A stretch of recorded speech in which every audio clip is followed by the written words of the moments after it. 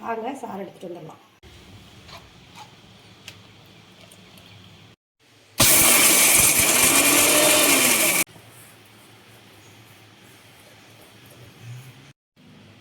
உங்களுக்கு என்ன டிசைனாக செய்யணுமோ அது மாதிரி செஞ்சுக்கோங்க.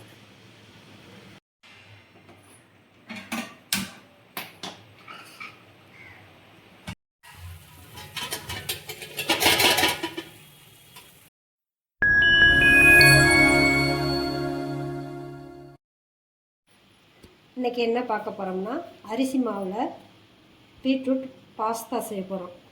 அதுக்கு தேவையான பொருள் வந்து அரிசி மாவு, பீட்ரூட், கொத்தமல்லி கொஞ்சம் கட் பண்ணி வச்சுருக்கோம், தக்காளி, வெங்காயம், மிளகாய், குடமிளகாய் கட் பண்ணி வச்சுருக்கோம்.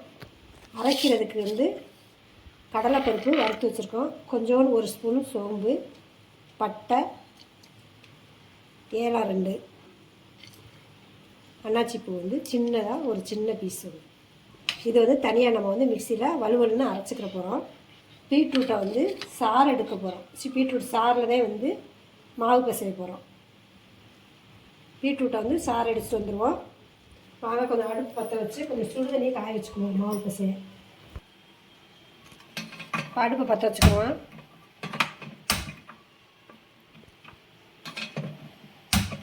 அடுப்பை பற்ற வைக்கிறோம். சுடுதண்ணி வந்து கொஞ்சம் காய வச்சுக்கிறோன்னா மாவு பிசைய அதுலேயே நம்ம ஆவியில் வேக வைக்கணும். அதை பாஸ்தாவை பீட்ரூட்டை வந்து சாறு எடுக்கிறதுக்கு மிக்சியில் போட்டு அரைச்சிக்கணும். வாங்க சாறு எடுத்துகிட்டு வந்துடலாம். அரிசி மாவு வந்து 2 கப் போடும். பச்சரிசி மாவு இது.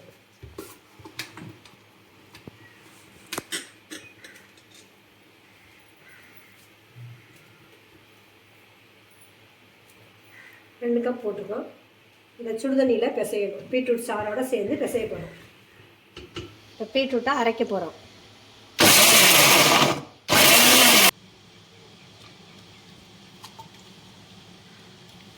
பீட்ரூட் அரைச்சாச்சு. இப்போ வந்து சாறு எடுக்க போகிறோம்.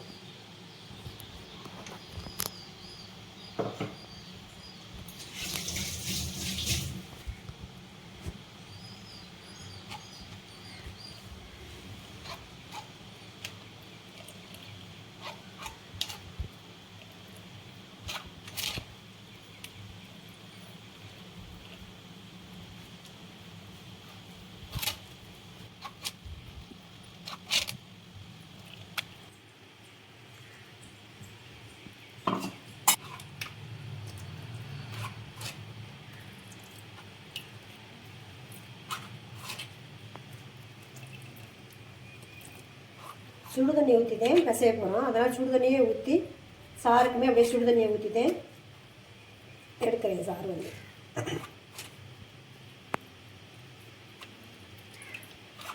இப்போ இதை வந்து அரைக்க போகிறோம். இதை கொஞ்சம் குறப்பாக அரைச்சிட்டு தக்காளி போட்டு வலுவலுன்னு அரைக்கணும். இப்போ இதோட தக்காளியை போட்டு அரைக்க போகிறோம்.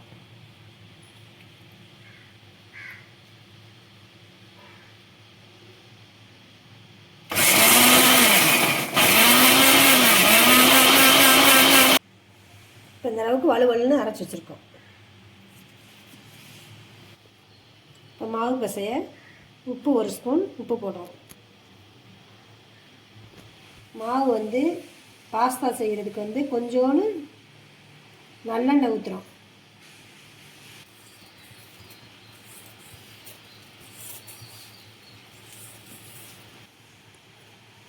எண்ணெய் எதுக்கு ஊற்றுறோம்னா, மாவு வந்து விரிசல் இல்லாமல் வரும் பாஸ்தா செய்யல. அதுக்காண்டி தான் சுடு தண்ணி ஊற்றி பிசைகிறோம், எண்ணெய் ஊற்றுறோம்.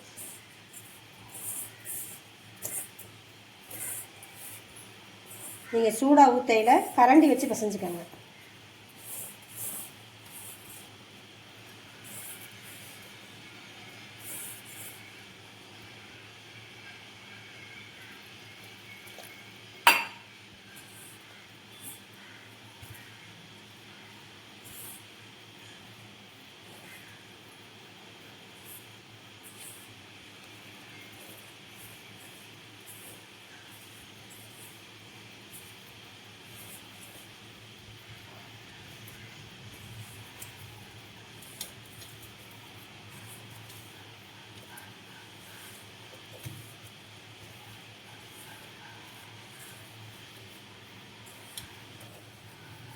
சப்பாத்தி மாவு பிசைகிற அளவுக்கு பிசைஞ்சுக்கிறணும்.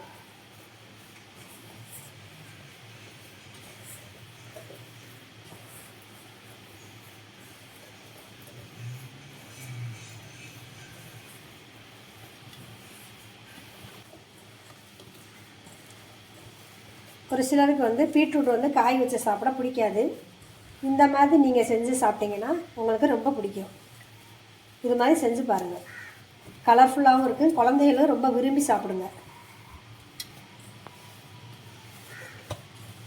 இப்படி செஞ்சுட்டு இப்படி ரவுண்டாக அப்படி தட்டிட்டு லேசாக அப்படி பிடிச்சிங்கனாவே அழகாக இருக்கும்.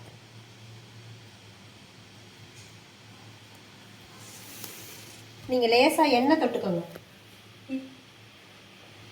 எண்ணெய் வச்சுக்கிட்டிங்கன்னா ஈஸியாக இருக்கும். இப்படி தட்டிக்கங்க. தட்டிட்டு இப்படி நடுவில் அப்படி அமுக்குனிங்கன்னா அழகாக வந்துடும்.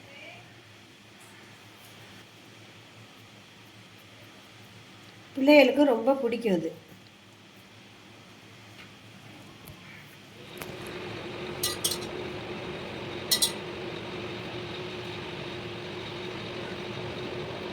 வாங்க, எல்லா மாவையும் வந்து பாஸ்தா செஞ்சு வச்சாச்சு.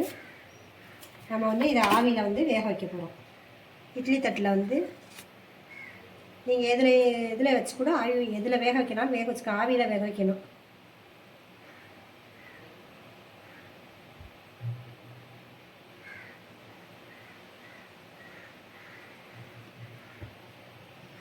வேக வச்சு எடுத்துகிட்டு பார்ப்போம்.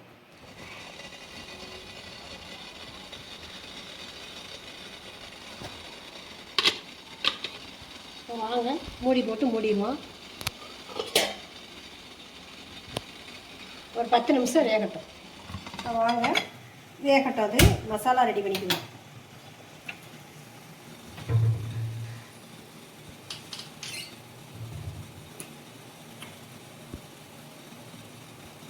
எண்ணெய் நல்லெண்ணெய் ஊற்றிக்கிறோம். 2 ஸ்பூன் ஊற்றினா போதும்.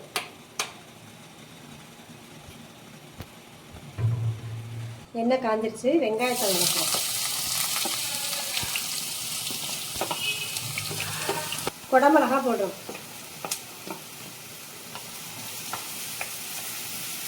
நல்லா வதங்கட்டும்.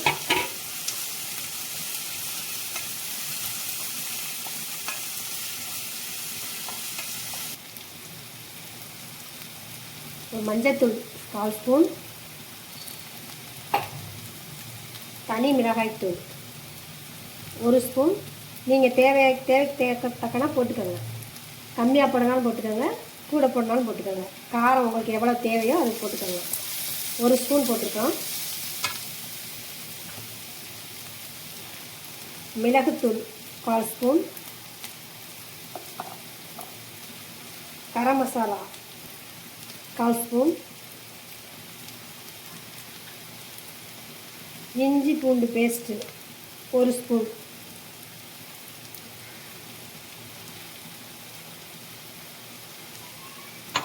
உப்பு நம்ம வந்து பாஸ்தாவில் உப்பு சேர்த்துருக்கோம், அதனால் கிரேவிக்கு தக்கன உப்பு போட்டால் போதும். 1 ஸ்பூன் உப்பு போட்டால் போதும்.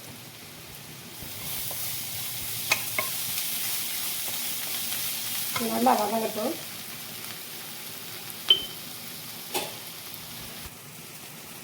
நல்லா வதங்கிடுச்சு.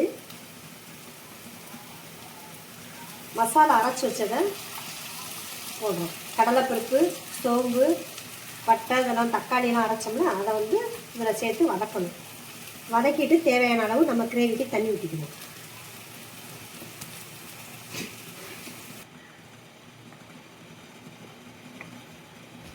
நல்லா கொதித்து வற்றி எண்ணெய் வந்து பிரிஞ்சு வரட்டும், பார்ப்போம். நல்லா கொதிக்கட்டும், மூடி வச்சிருவோம். வாங்க, பாஸ்தா வெந்துருச்சான்னு பார்ப்போம். நல்லா வெந்துருச்சு. அடுப்பை ஆஃப் பண்ணியாச்சு.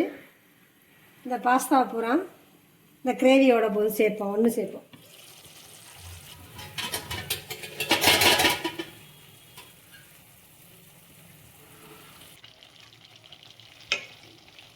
இப்போ இந்த பாஸ்தா பூரா இந்த கிரேவியில் ஒன்று சேர்க்க போகிறோம்.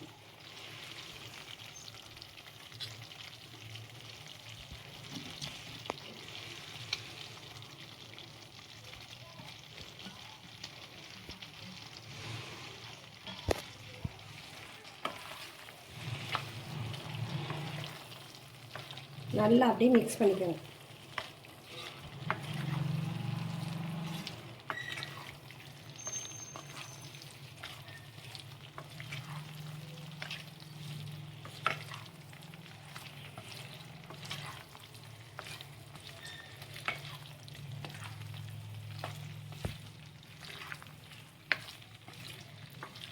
அரிசி மாவில் செஞ்சுருக்கோம், அதனால் வந்து எல்லோரும் நல்லா சாப்பிட்லாம். ஆவியில் வேக வச்சு செஞ்சதுனால எல்லோரும் நல்லா சாப்பிட்லாம்.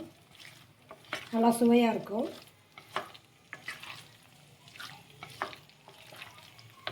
நீங்கள் சாப்பிட்றதுக்கு எப்பயுமே இந்த மாதிரி செஞ்சு கொடுத்தீங்கன்னா நல்லா பிள்ளைங்க சாப்பிடுங்க.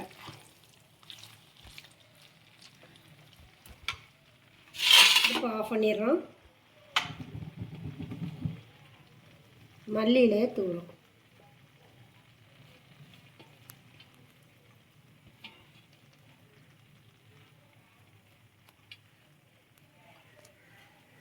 வாங்க ஒரு பிளேட்டில் மாற்றிக்கிறோம்.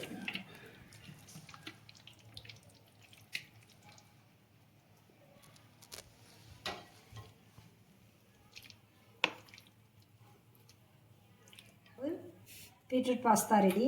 நீங்களும் இதே மாதிரி செஞ்சு பார்த்துட்டு எப்படி இருக்குன்னு சொல்லி கமெண்டில் சொல்லுங்கள்.